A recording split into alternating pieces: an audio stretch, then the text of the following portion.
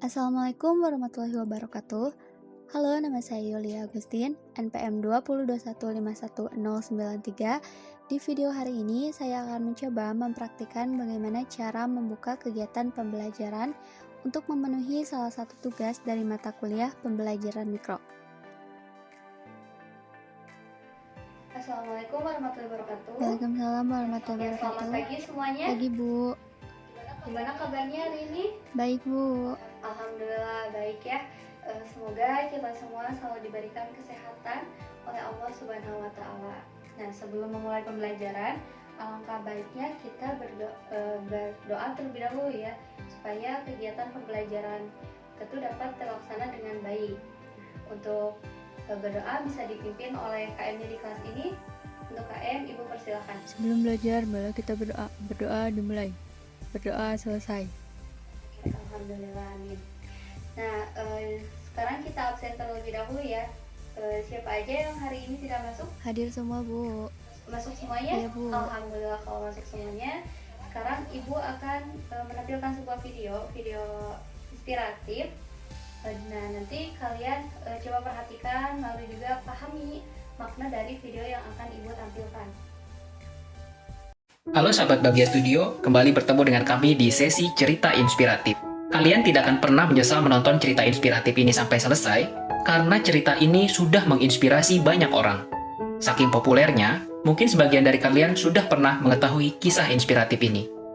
Yuk kita tonton sampai selesai karena ada pelajaran berharga yang bisa kita petik dari kisah ini. Suatu hari, seseorang bersilaturahmi ke rumah Buya Hamka, seorang ulama terpandang pada zaman Presiden Soekarno. Tamunya itu berkata bahwa di Arab, wanita tunasusila itu memakai cadar dan hijab. Jawaban Buya Hamka ternyata tidak terduga. Oh ya, beberapa waktu lalu saya ke Los Angeles dan New York. Masya Allah, ternyata di sana tidak ada wanita tunasusila, ujar Buya Hamka. Ah, mana mungkin Buya, di Makkah saja ada kok, apalagi di Amerika. Pasti lebih banyak lagi, ucap tamunya. Buya Hamka menjawab dengan nada halus. Kita ini memang hanya akan dipertemukan dengan apa yang kita cari.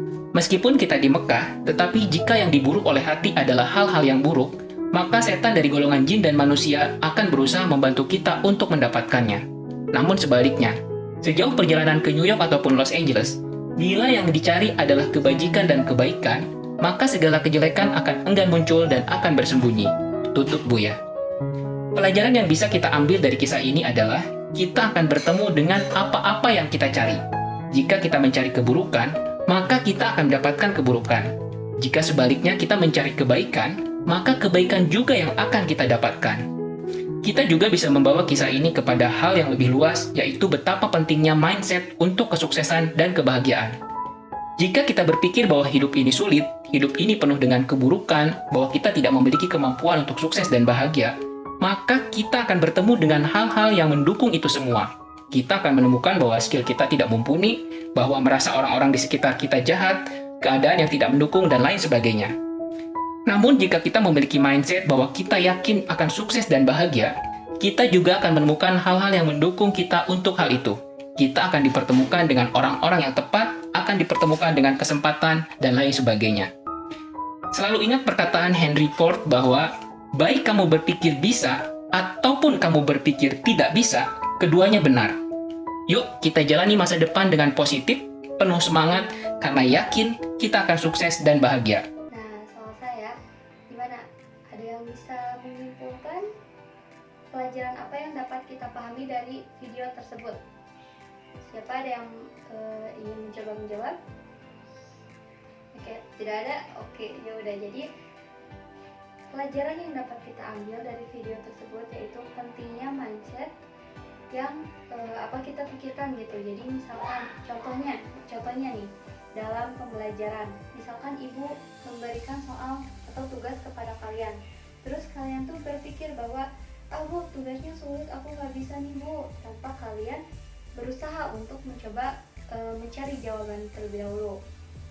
Nah nanti juga kalian tidak bisa, soalnya kalian sudah berpikiran bahwa soal itu sulit. Nah sedangkan misalkan ibu memberikan tugas kepada kalian, tetapi kalian tidak berpikir bahwa soal itu sulit. Kalian berpikir bahwa aku bisa mengerjakan nih. Terus mengerjakan soal tersebut, karena di dalam otak kalian tuh sudah berpikir bahwa soal tersebut kalian bisa mengerjakan seperti itu. Nah, sekarang kita balik lagi. Nah, ada yang masih ingat gak materi apa yang kita bahas di pertemuan sebelumnya? Persamaan kuadrat, Bu.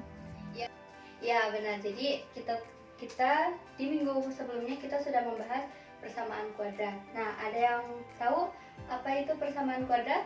Pangkat tertingginya 2. Ya, benar. Jadi persamaan kuadrat itu persamaan yang memiliki pangkat tertingginya 2. Lalu apa lagi? AX kuadrat ditambah BX tambah C, Iya, Bu. benar. Bentuk umumnya AX kuadrat ditambah BX ditambah C sama dengan 0. Sekarang coba kalian perhatikan video yang akan Ibu tampilkan. Nah, di sini Ada 2 orang anak yang sedang melemparkan bola. Nah, dari video barusan yang Ibu tampilkan, apa yang kalian dapatkan? Ya, ada lintasan kan? Ada lintasan ketika bola dilempar, yang itu berbentuk parabola. Nah, lintasan parabola ini seperti yang sudah Ibu jelaskan di pertemuan minggu kemarin, merupakan grafik dari persamaan kuadrat. Nah, grafik ini ada kaitannya dengan pembelajaran yang akan kita bahas hari ini, yaitu mengenai fungsi kuadrat, yang dimana grafik yang berbentuk parabola tadi merupakan grafik dari fungsi kuadrat. Nah, oleh sebab itu, untuk memulai pembelajaran fungsi kuadrat, kalian tentunya harus memahami, menguasai dulu materi dari persamaan kuadrat, sehingga persamaan kuadrat itu menjadi prasyarat untuk materi fungsi kuadrat. Nah, oke. Lalu apa manfaatnya kita belajar materi fungsi kuadrat? Nah, manfaatnya itu banyak sekali ya. Contohnya seperti tadi di saat ketika melempar bola. Nah, kita bisa menghitung puncak tertinggi dari lintasan tersebut atau lintasan parabola di saat bola dilemparkan, atau juga kita bisa menghitung kecepatan pada lintasan bola tersebut. Nah, itu merupakan salah satu manfaat kita mempelajari fungsi kuadrat untuk kehidupan sehari-hari kita. Selain itu, cakupan materi yang akan kita bahas di pertemuan kali ini mengenai fungsi kuadrat, yaitu konsep grafik dari fungsi kuadrat. Nah, tujuan mempelajari fungsi kuadrat ini, Ibu harapkan nanti kalian bisa mengidentifikasi pengertian dari fungsi kuadrat dan juga mengidentifikasi sifat-sifat dari grafik fungsi kuadrat berdasarkan koefisiennya. Nah, adapun penilaian yang akan Ibu gunakan pada kegiatan pembelajaran ada 3. Seperti di minggu kemarin, penilaian yang Ibu gunakan itu penilaian sikap berupa observasi. Yang kedua, penilaian pengetahuan. Dan nantinya kalau pengetahuan, Ibu akan memberikan kalian seperti tugas individu atau soal-soal latihan lainnya. Dan yang terakhir untuk penilaian keterampilan. Nah, penilaian keterampilan akan Ibu gunakan pada kegiatan diskusi. Nantinya kalian akan berdiskusi, Ibu akan memberikan lembar kerja siswa atau LKPD kepada kalian. Nanti kalian diskusikan lalu presentasikan ke depan kelas. Nah, Ibu akan memberi penilaian keterampilan kalian di situ ya. Kemudian untuk KKM itu sendiri, KKM pada pembelajaran Ibu beri 75. Nah, namun kalian gak usah khawatir nih, takut nilainya kurang dari KKM. Nah, asalkan kalian nanti belajarnya itu yang rajin, kemudian rajin mengumpulkan tugas dari Ibu, lalu juga kehadirannya bagus. Nah, 3 poin utama itu harus kalian ingat ya. Dan jadinya insya Allah nanti nilai kalian juga pasti bagus. Oke, nah sebelum ke materi, ada yang ingin ditanyakan lagi? Tidak, Bu. Atau ada yang masih belum dimengerti? Sudah ya? Alhamdulillah kalau sudah. Nah, kalau sudah, kita lanjut aja ke materi. Sekian dari saya. Wassalamualaikum warahmatullahi wabarakatuh.